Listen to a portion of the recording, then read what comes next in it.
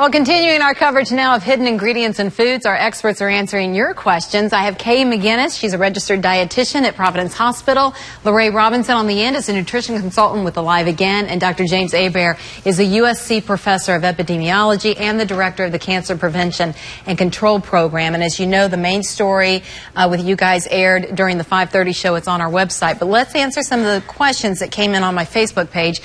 Go to the first one. My one viewer asks, I have been hearing about gluten-free for a while now. Can you tell me why it is important? So why is gluten-free important, and can some people end up doing gluten-free when they really don't need to? Absolutely. Gluten-free is important if you have celiac sprue or if you have a true gluten sensitivity. But the gluten-free thing is a little sexy. Yeah, it's kind of like a fad right now. Right. It's kind of moved here from California. So if you have celiac sprue or if you're gluten sensitive, you need to modify your diet and to take those gluten-free foods in. Not all of us need that. And if you're doing gluten-free for a weight loss, it's probably not going to work unless you modify the amount of carbohydrates that you're taking in. And we all kind of agree that we all take in more carbohydrates than we need to be taking. Okay. Yeah. So gluten's just protein, basically, and it's protein from a few different kinds of plants, like wheat.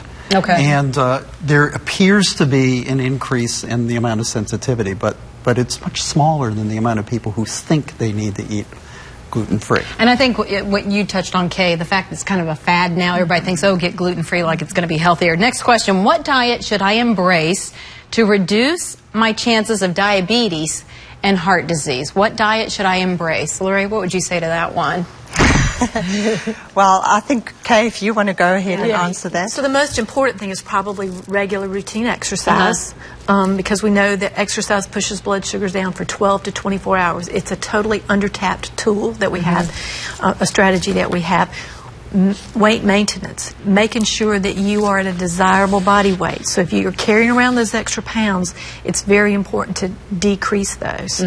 You know, if you want to follow a well-balanced diet, which is the same thing that all three of us are passionate about, that can greatly reduce your risk of developing diabetes and heart disease. But the main thing is again, weight loss, regular exercise, trying to limit the carbohydrates, those processed foods, trying to eat, you know, the lower fat options. Let's go to another question. I'm running out of time here. Why can't I see monounsaturated fat and polyunsaturated fat on many food labels? Why is that? Are those things not listed? I mean, I guess it's just listed as fats. They should be listed. I think with the new labeling, they will be listed. Would be. And there are particular kinds of fat. For example, oleic acid is a monounsaturated fat, and it's the predominant one in the food supply. So if you see that listed, that's basically mono. Okay. All right. That helps that viewer. Let's get one more in for Lorraine here. What is the healthiest way to lose weight?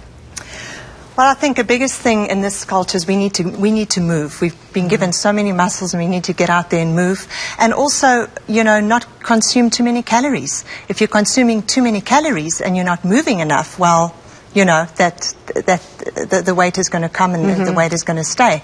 And obviously, you know, I'm passionate about the endocrine system, so to feed, you know, your endocrine system with the good fats, and because you can't lose weight unless you get the omega-6s and the omega-3s in which your body doesn't make. So in my opinion, your good fats are key for healthy weight loss. And a lot of information you gave in our 5:30 story is all the hidden sugars that are in foods. 80% of foods in grocery stores have some kind of form of sugar in them. It creeps up on you. It's in everything. Yeah. All right, guys, do we have time for one more?